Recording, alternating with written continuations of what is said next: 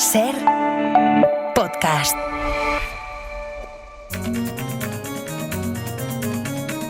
En la cadena SER, Hoy por Hoy. Àngels Barceló. Parlami dell'esistenza di mondi lontanissimi, di civiltà sepolte, di continenti alla deriva.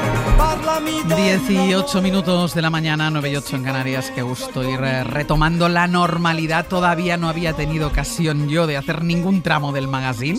Lunes y martes fuera y ayer en el retorno. Y hoy sí, ya estoy aquí 10 de la mañana en este tramo magazine y con los dos ministros de Ciencia y Tecnología. Jaime García Cantero, buenos días. Muy buenos días. Y Nuño Domínguez, ¿qué tal? Muy buenos días. Sois los primeros además con los que me reencuentro. Que no había visto a nadie prácticamente. Pues eso es un honor. Un lujo. El verano, que hayáis venido de uniforme, ¿tiene que algo que ver? Bueno, es nuestro... Cuando nos contrataron de ministro nos dijeron sorpresa, que vengamos de norte. De oscuro, no. De negro, no, nunca. En tu caso no es sorpresa. En el caso de Nuño a veces es un poco más así. ¿Bien el verano? Muy bien. El ¿Sí? verano muy bien. ¿Desconexión? Sí, desconexión y bueno, con ganas de nueva temporada. ¿Y desconexión de pantallas y de todo? Sí, yo archivé los WhatsApp, los grupos del trabajo.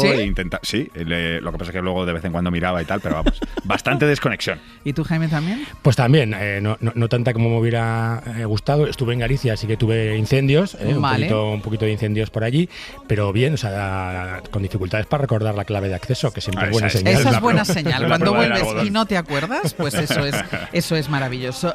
Bueno, el verano, decías, he estado en Galicia con los incendios. Bueno, ha sido un verano tremendo de incendios. De algo que nosotros hemos venido hablando ya en esta sección en innumerables ocasiones por otros incendios que hemos vivido, pero quizá lo de este verano yo creo que no tiene precedentes en los registros. No tiene precedentes y sabíamos que iba a pasar. Eso es lo más triste, ¿no? Y bueno, finalmente ha pasado y ha sido terrible. Ha habido muertos y ha habido sobre todo, yo creo, un espectáculo lamentable a nivel político. Porque si hay algo en lo que tienen que estar unidas todas las fuerzas políticas es en estos temas del fuego, porque afecta a comunidades de un signo político y de otro totalmente, y hay que hacer un plan nacional. Y que la pelea política no haga que ahora no se haga nada. Es decir, es ahora cuando hay que empezar a trabajar. Sí, y en varios planos, porque es un tema complejísimo. España tiene muchísimo bosque, a veces no utilizado o no aprovechado, a veces no tan aprovechado como se debería, porque la mayoría de los bosques españoles son terreno privado, y obviamente tenemos que empezar a hacer cosas, y tenemos que hacer cosas que tal vez no nos gusten, como cortar en algunas zonas árboles para permitir que las otras partes del bosque estén sanas, estén protegidas hasta cierto punto contra el fuego, ¿no? Y luego, bueno, pues el enorme problema de la España vaciada, el enorme problema de que cada vez hay menos pastores para llevar rebaños y que tengan también ese servicio que aportan a los campos. Bueno, es un tema muy complejo.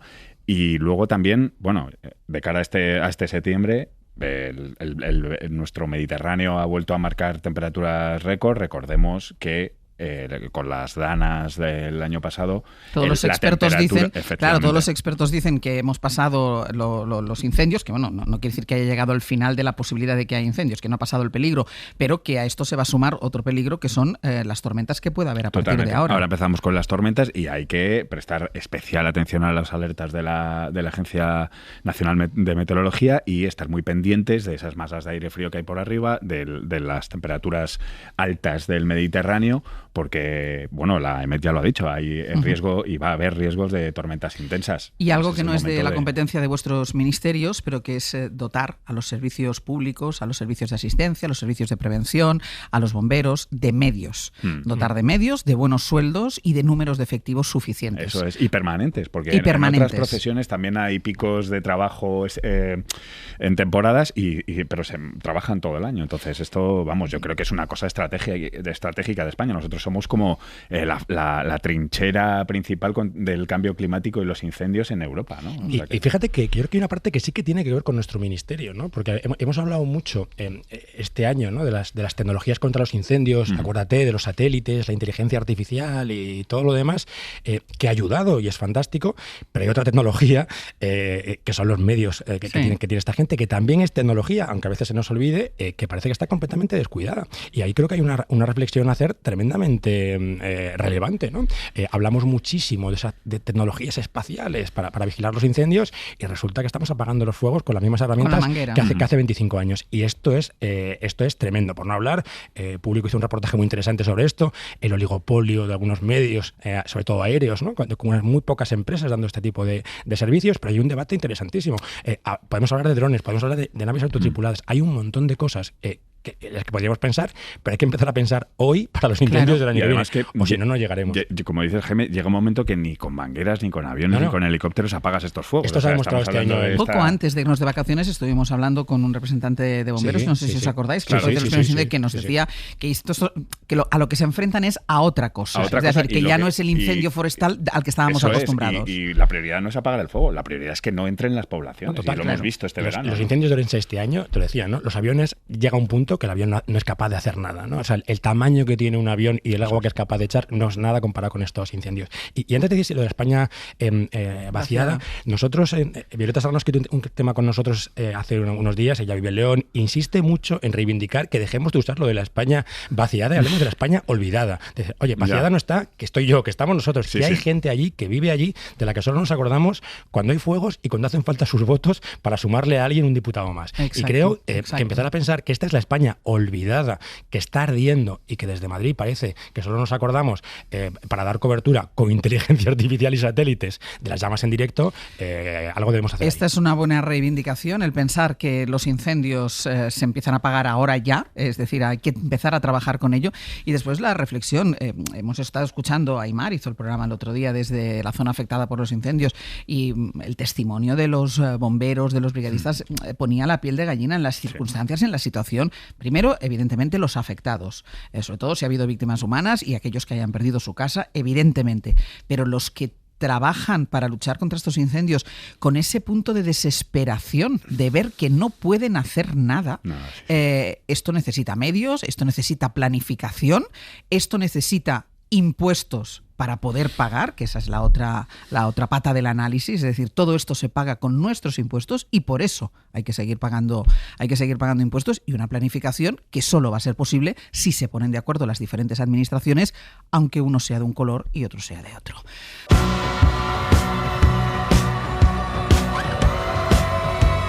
En la cadena SER, Hoy por Hoy.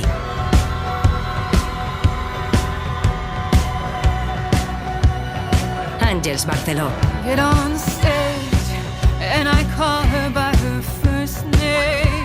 Pues aquí seguimos en el Ministerio de Ciencia y Tecnología con Jaime García Cantero y con Nuño Domínguez, poniéndonos al día después de las semanas que hemos estado separados. Y estos días pensé en ti, y lo comentábamos ahora en la publicidad antes de empezar, he pensado en ti, Jaime, porque he visto actuar esos drones de los que tanto hemos hablado, los drones que el ejército israelí sitúa sobre tu cabeza mientras vas trabajando para tenerte controlado en todo lo que estás haciendo, que es tremendo. Algunos incluso imperceptibles, es decir, oyes el ruido, pero te cuesta verlos. Es alucinante. Yo lo hemos hablado aquí. Es importante recordar que Gaza ha sido un campo de prueba para las tecnologías más criminales que existen en este planeta. O sea, Israel lleva años probando tecnología de vigilancia y control en la franja de Gaza. Y esto que tú dices, ¿no? Drones que están vigilando constantemente sin que tú lo sepas, es una herramienta de intimidación continua.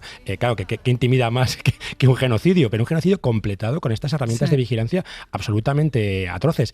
Y me preocupa mucho cómo ese discurso va calando en todas partes. Yo esta semana estaba en la charla de un directivo de Lockheed Martin, uno de los grandes fabricantes mundiales de armas, que hablaba de la creciente necesidad de misiles, como el que habla de la creciente necesidad de cualquier cosa. A veces se nos olvida para qué sirven los misiles, ¿no? Y hablar de que Europa necesita más misiles y de cómo tienen que ser esos misiles y de cómo de lejos van esos misiles, me parece una conversación que a lo mejor hay que tener, pero con ciertos reparos, ¿no? Sí. Y luego cómo cambia, ¿no?, el escenario de una guerra o de la proximidad de una guerra. Es decir, ahora ya no hace falta ver un coche del ejército, ni un camión del ejército, ni siquiera un checkpoint para sentirte vigilado o para sentirte que puedes ser atacado en el caso de los gazatíes, sino que simplemente con un dron que sobrevuela. Tú antes siempre ibas preocupado por si el checkpoint y aquí me dirán, y no, ahora te observan desde arriba. Desde el punto de vista del que ataca, a mí una cosa que me da mucho miedo es que es una guerra muy limpia, ¿no? O sea, el que ataca no tiene está a cientos de kilómetros, puede estar matando gente. Y esto creo que es una de las partes más aterradoras de todo esto, como se hace mucho ese símil, ¿no? Como gente en un centro de control tomando una pizza, puede estar como si fuera un videojuego controlando un dron que está matando gente. Vamos con otras historias que han sucedido este verano. Yo creo que una de las más espeluznantes nos la ha traído la plataforma Kik, en la que un streamer francés, salió las noticias de una semana y media, falleció en directo después de ser humillado y golpeado durante días. Se hace realidad una de las pesadillas que anticipó el primer episodio de la última temporada de Black Mirror. Bueno, chicos, solo faltan 20 pavos para alcanzar el objetivo y meteré mi nariz en este cepo de ratones. No, en la polla no. Eso tampoco. No, sin careta no. Es un episodio que ya recomendábamos en la sección de cine, pero que os apela a los dos porque en la ficción el protagonista se somete a humillaciones en directo a través de una red social para conseguir dinero, para ganar dinero y de esta manera pagar el tratamiento médico privado de su mujer. ¿Esto es lo que hace la red social? ¿Esto es lo que hace Kik? Es absolutamente eso. De hecho el capítulo tiene tantas ideas brillantes que parece alucinante que quepan en una hora, pero es que esto, que el capítulo es de hace menos de un año, esto ya es real, ¿no? Kik, para que lo pensemos, es una plataforma australiana de streaming, es decir, que permite a cualquiera retransmitir lo que está haciendo. Nace en 2022, financiada por uno de los grandes casinos online del mundo, para que veamos de dónde viene el vínculo de todo esto. Y para competir con Twitch, que es la gran plataforma, la líder en este mercado, que pertenece a Amazon, decide que su diferenciador va a ser la libertad, ese concepto que tanto gusta al señor Elon Musk, al señor Donald Trump y algunos a la señora más, Ayuso también. Iba a decir por eso, y algunos más cercanos, ¿no? Y la libertad se traduce en que en Kik puedes hacer lo que quieras, no hay prácticamente ningún filtro, y en Kik es habitual ver violencia extrema. Es decir, tú te pones delante de una cámara y la gente te da dinero para que hagas lo que ellos te piden. Tú planteas retos y si a un precio determinado, y si la gente paga ese dinero, pues lo vas haciendo. Entonces, al final es un sitio donde la mayor miseria social que vivimos, porque también encontrar placer en la humillación, independientemente de la aplicación, tiene unas derivadas, yo creo que bastante preocupantes, conduce a eso, ¿no? A que tú ofrezcas a la persona que estás viendo, que está en otro país del mundo, le ofrezcas dinero por ser golpeada, por comerse grapas o clips, por autolesionarse y todo este tipo de cosas. ¿Y esto, Jaime, no tiene ningún tipo de control? Pues ese es el problema. Es decir,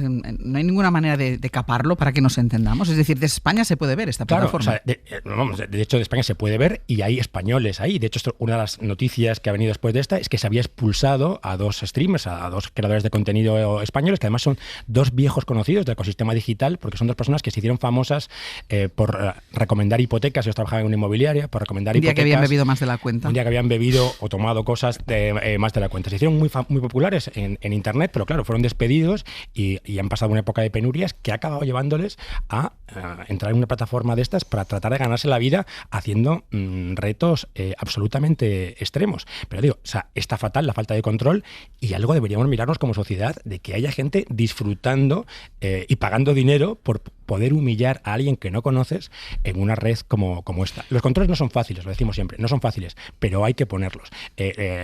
Decía lo del juego porque creo que es relevante, ¿no? Estamos en el mismo problema que esto, ¿no? Estos grandes casinos online que son ilegales, este casino en concreto es ilegal en España.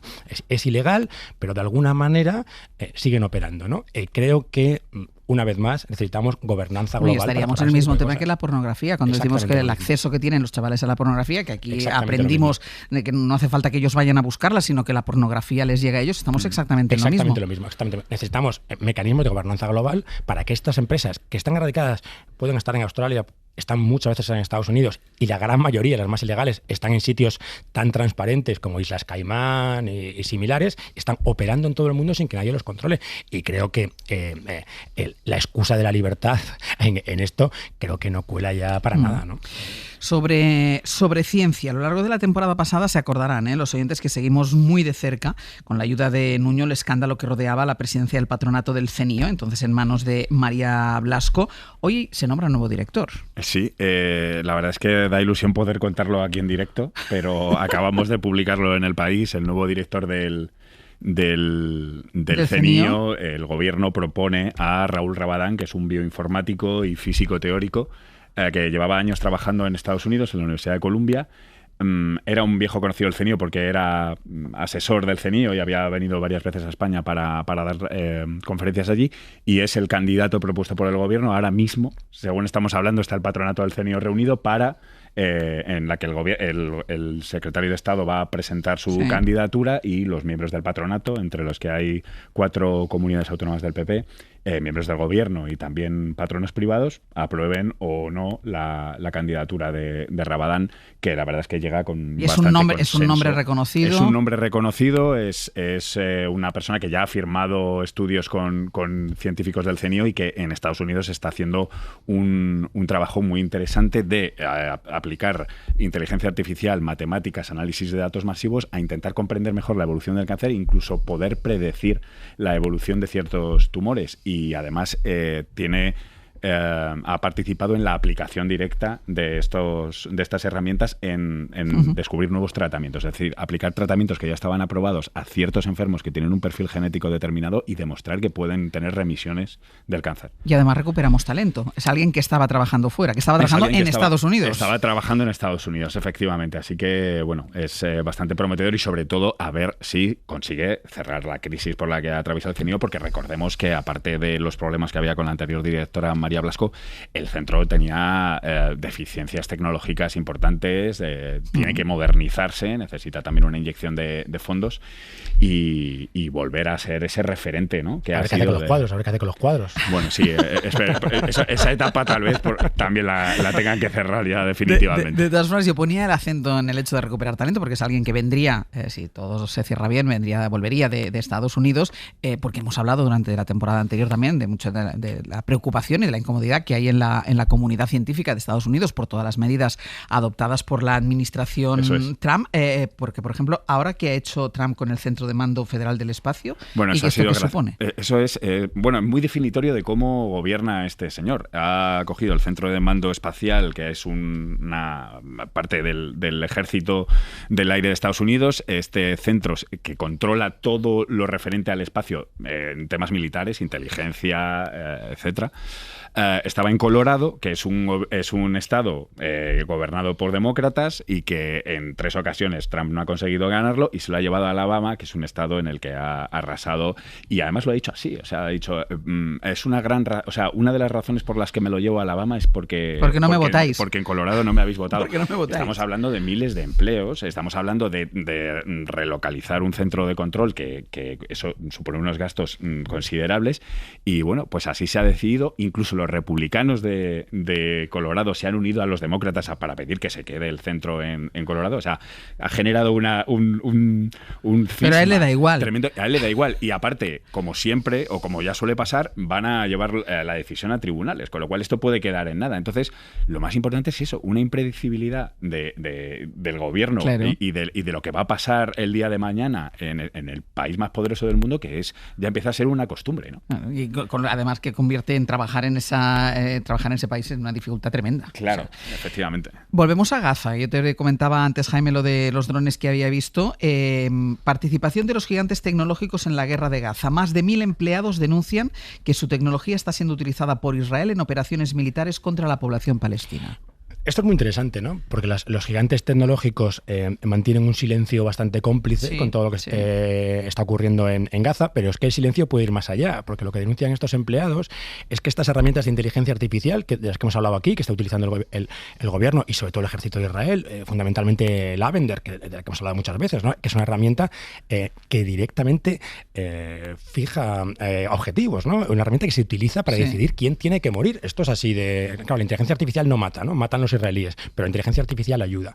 Lo que denuncian estos empleados de Microsoft es que esta herramienta que ha desarrollado el gobierno israelí funciona sobre una plataforma, sobre una nube que es de Microsoft. Ellos han creado un movimiento que se llama Non-Azure for Apartheid, es decir, no usemos la nube de Microsoft para el Apartheid, que creo que puede ser un gesto muy relevante, ¿no? Estas compañías no están haciendo nada, pero sus empleados, y recordemos que en estas empresas los empleados es poca gente, pero con mucho talento y muy relevante, Marte, están diciendo basta, ¿no? Basta de que nuestras plataformas, las tecnologías que desarrollamos, se utilicen de alguna manera para cosas como las que las ¿Y no les pasa factura a este tipo de a estas tecnológicas? Pues vamos a ver, porque lo que les preocupa a estas compañías, ya sabemos, son sus bolsillos, ¿no? Son sus resultados y son sus inversores. Y hay un movimiento interesante, que es que algunos inversores de Microsoft están apoyando a estos empleados, ¿no? Entonces, vamos a ver qué ocurre por aquí.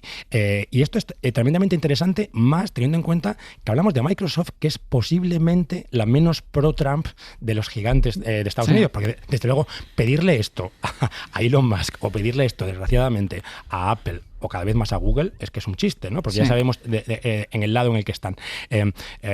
Vamos a ver qué factura les puede pasar.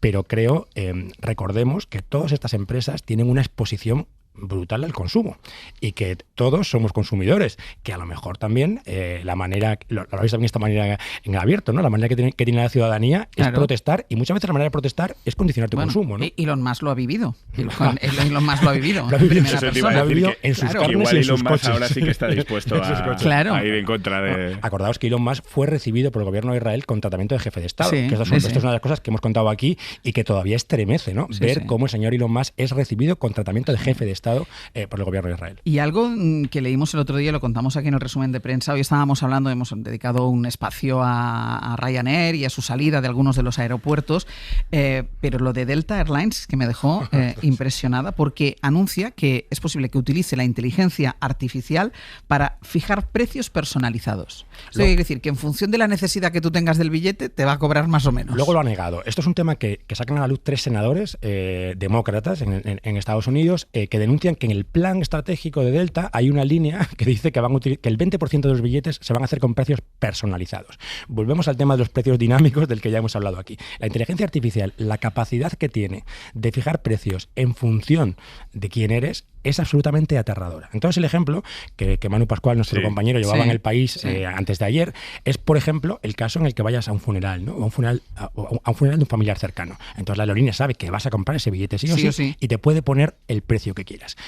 Yo creo que la gran pregunta aquí es si esto es un problema de inteligencia artificial o es un problema de la miseria moral absoluta. Absolutamente. De estas compañías, ¿no? Absolutamente. No, claro, yo no estoy... yo creo que no hay que señalar a la inteligencia artificial, hay que señalar al señor que pone la inteligencia artificial para ganar hasta el... Digo, Delta ha dado marcha atrás, dice que son precios personalizados, pero que no dependen de tus datos. Digo, pues entonces, ¿cómo es personalizado si no depende de tus datos? Capitalismo tecnológico hasta sus últimas consecuencias. ¿Hasta dónde vamos a llegar en esto? Y hasta qué punto es justo, ¿no? Estos precios personalizados. Lo hablábamos con el concierto de Bad Bunny, que no tiene nada que ver, pero ¿por qué en función de quién eres tienes que pagar un precio diferente por las cosas? El ejemplo abismal que puede comprobar cualquiera es el de las plataformas de alquiler de coches, Uber, Cabify, Uber o Cabify, que depende de quién seas, te ponen un precio absolutamente y de lo desesperado que estés, opaco, ¿no? Un con sistema factores opaco. Como cuánta batería te queda, si te queda poca batería es más caro porque saben que necesitas más el y creo que esto es otra de las cosas que tenemos que regular y es importante. Vamos a escuchar mucho este año a esta industria decir que ellos quieren autorregularse. Estos señores no pueden autorregularse, tenemos que regularlos. Hay que regularlos desde fuera. Y lo último, Nuño, que 2 descubrimientos te han despertado ese niño curioso que lleva dentro estos últimos días. Bueno, el primero está el descubrimiento de las bacterias que vivían en un mamut de hace 1,1 millón de millones de años. Bueno, casi 1 millón de años.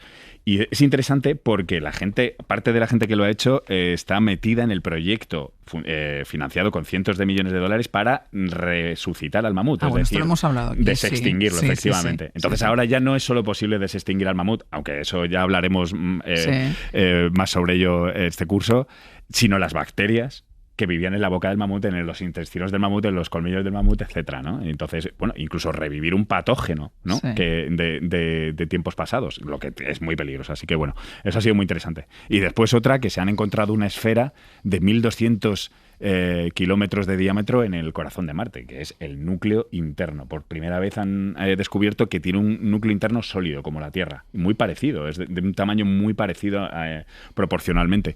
Con lo cual, lo que nos hace pensar es por qué Marte es un desierto inhóspito, sin vida, teniendo la misma estructura que la Tierra, y la Tierra es un país que por ahora está bullendo de vida, ¿no? ¿Qué pasó en Marte para que se convirtiese en un planeta totalmente invivible por mucho que diga Elon Musk. Pues ya veremos.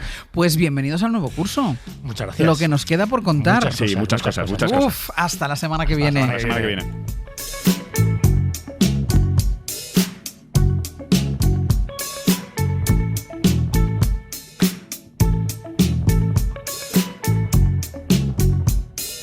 Lloro por quererte, por amarte, por desearte.